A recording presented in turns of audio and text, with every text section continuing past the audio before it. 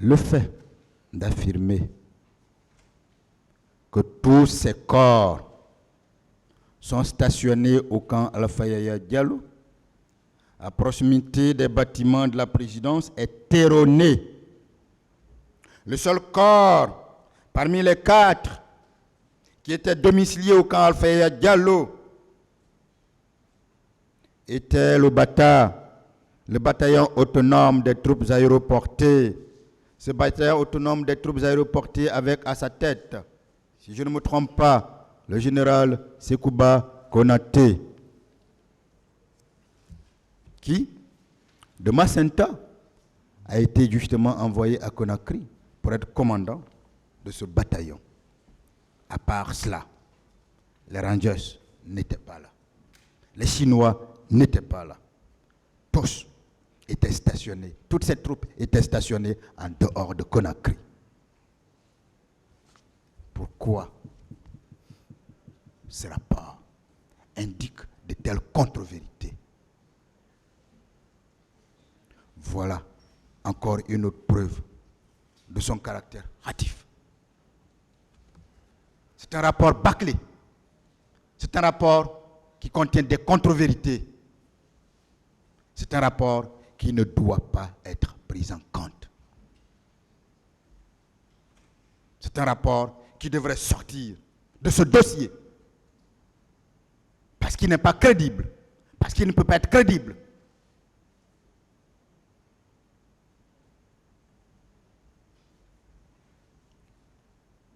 Mais des propos du commandant Aboubakar Diakité sur ses relations avec celui qui était son chef hiérarchique, le ministre Claude Pivy, vous a indiqué ici à tout le monde son insubordination.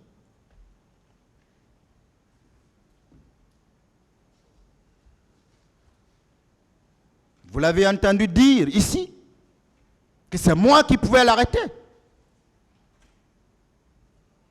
On a même parlé à ce moment-là de qui avait pleuré. J'ai entendu sa défense poser de telles questions. J'ai même entendu dans ce temple de Thémis, est-ce que vous êtes prêts à tenir un combat dans le ring avec lui? Comme si nous n'étions pas en train de faire du sérieux.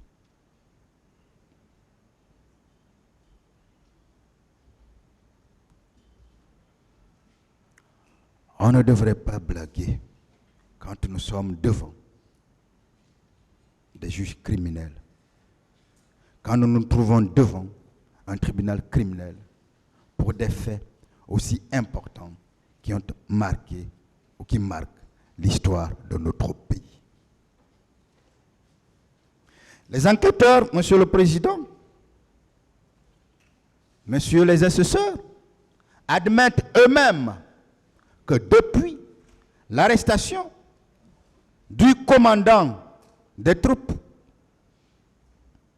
commando, les troupes étaient laissées à elles-mêmes. L'absence d'autorité à la tête de ce corps, et c'est la commission qui le dit, d'élite, a permis à Aboubakar Diakité de régner et d'imposer ses règles.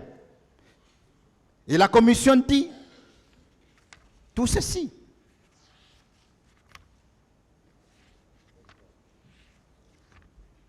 Et je vous ai parlé ici, le premier jour, de la façon dont Arédor et ça Alphonse avaient été arrêtés et écartés. Et je vous ai dit comment le commandant Aboubakar Diakité est devenu patron du régiment. Heureusement que lui-même l'a dit ici devant ce tribunal pendant 14 secondes, où il a clairement indiqué que les gens ne savaient pas que j'étais le commandant du régiment. Heureusement qu'il a été démontré ici à travers des actes que lui-même a signés, où il note commandant du régiment, Heureusement qu'il est venu de lui-même quand il demandait pour le commandant de Koundara devrait se référer à lui. Pourquoi, sur ce point-là, on devrait tenir des discussions sur qui était le commandant du régiment? Parce que tout simplement, on veut que l'on sorte un document, un papier. Mais ce même commandant vous a dit, en parlant du président, que lui-même est un décret. Ne nous trompons pas, monsieur le président. Ne nous trompons pas, monsieur les assesseurs. La vie militaire n'a rien à voir avec la vie civile. Lorsque votre supérieur vous demande de faire une chose, vous le faites. Et c'est après qu'on peut formaliser. Le président Dadis, qui a toujours fait entièrement confiance au général Konaté, qui a voulu lui couper toute l'herbe, lui priver de toutes les personnes qui pouvaient l'aider, devrait donc se battre pour faire partir ça Alphonse, qui était le petit sûr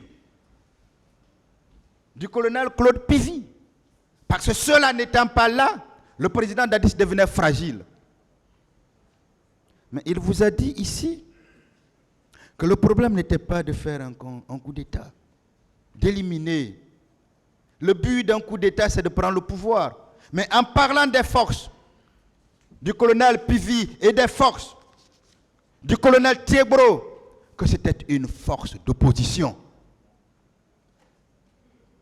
Parce que si vous saviez qu'en éliminant un chef d'État, vous n'alliez pas prendre le pouvoir, pourquoi le faire?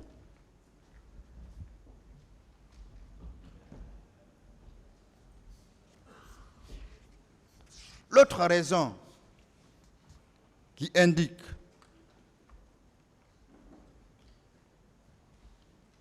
que ce rapport d'enquête n'est pas crédible est liée au fait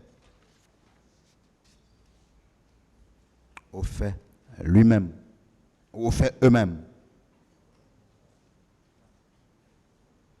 Une remarque générale s'impose à la lecture du document d'enquête internationale, de la commission d'enquête internationale.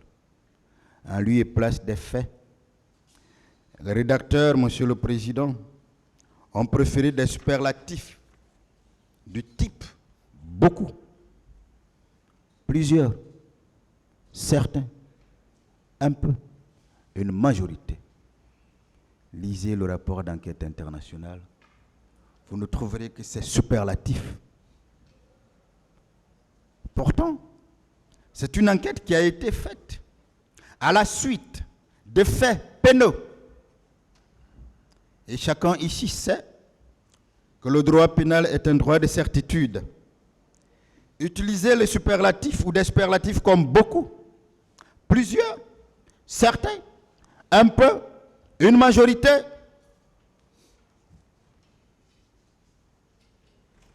ne relève pas du sérieux dans un travail aussi important. Parce que beaucoup peut prêter à confusion.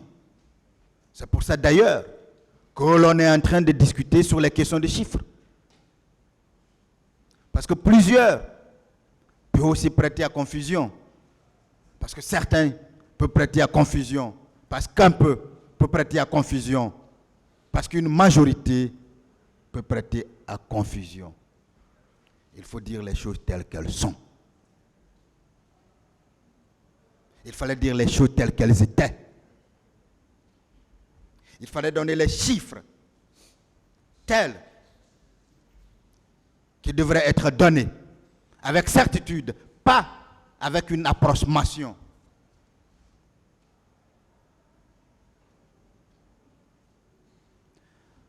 Mais nous continuerons à démontrer tout au long de cette partie la légèreté des arguments et l'insuffisance notoire de faits contenus dans ce document. Et vous comprendrez que ce contenu de ce rapport est autant léger, autant insuffisant, autant notoire qu'il ne peut permettre à ce document d'être crédible, qui ne pouvait permettre à aucune institution internationale de saisir la CPI. Parce que si seulement une juridiction internationale avait été saisie, le président Dadis, depuis longtemps, serait déjà avec une autre vie aujourd'hui. Pas condamné dans la vie qu'il est en train de mener. Et nous soulignerons aussi,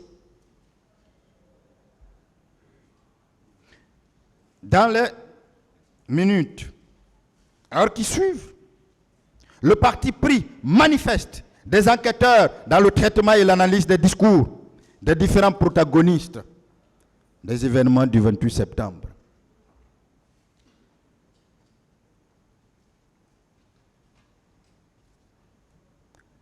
Les enquêteurs sont passés à côté. Ils sont passés à côté parce qu'ils ne connaissent pas l'histoire politique de la Guinée. Ils sont passés à côté parce qu'ils ne connaissent pas, ou ils ne connaissaient pas l'histoire politique de la Guinée. Dans la narration de l'histoire politique de la Guinée, la commission ne dit pas seulement des faits, comme le prétend son titre. Elle fait des commentaires et prévoit, et parfois, de fausses informations. Par exemple, Monsieur le Président, Messieurs les assesseurs, au point 48 de la page 13 du rapport d'enquête internationale, le rapport indique ceci. Le 21 septembre 2009, une rencontre avec ses militants, il désigne le président Moussa Dadis Camara, est organisée à l'Abbé, le fief de Selou Dalein Diallo, et encadré par quelques milliers de militaires venus de Conakry. Des observations s'imposent encore pour vous indiquer le mal fondé. La méconnaissance de l'histoire de notre pays par ces enquêteurs. 1.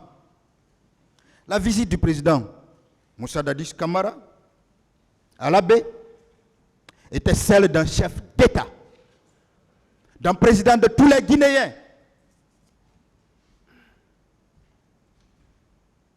qui rencontrait les citoyens de son pays, de Mamou, d'Alaba Pita à l'Abbé. Parce que c'est la voie là qu'il a suivie. Comment pouvons-nous indiquer dans un document aussi important qu'un président avait des militants? Et je vous renvoie aux déclarations du témoin, le ministre Tibou Camara.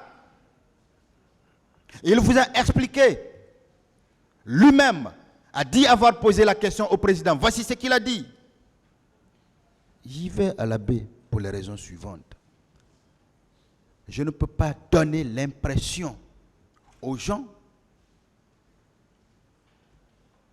que je suis président d'une partie de la Guinée et pas d'une autre partie de la Guinée. Est-ce que cela ne corrobore pas avec la nature même constitutionnelle, si je peux me permettre le terme, de notre État? La Guinée est une et indivisible. La Guinée est un État unitaire. Il n'y a aucune différence dans la gestion du pays pour un président entre la Guinée forestière, la Haute-Guinée, la Moyenne-Guinée et la Basse-Guinée. Parce que la Guinée est une. Parce que la Guinée est indivisible. Parce que la Guinée est un État unitaire. La Guinée n'est pas un État fédéral.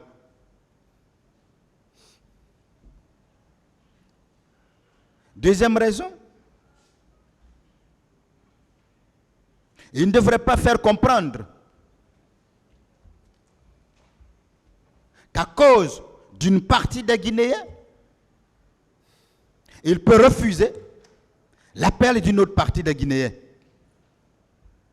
Et la troisième raison était due au respect qu'il a pour la notabilité, parce qu'il y a été invité par les notables de la baie. Lorsque un président d'un État souverain se déplace à l'intérieur de son pays pour rencontrer, sur invitation, sur appel d'une notabilité, est-ce que, quand la commission vous dit qu'il est allé rencontrer ses militants, cela ne doit pas interpeller tout le monde sur le caractère de parti pris de cette commission? Deuxième remarque, et ça c'est important, nous sommes en 2009, Monsieur le Président. On va se limiter là pour le moment. Parfait. Veuillez rejoindre le box.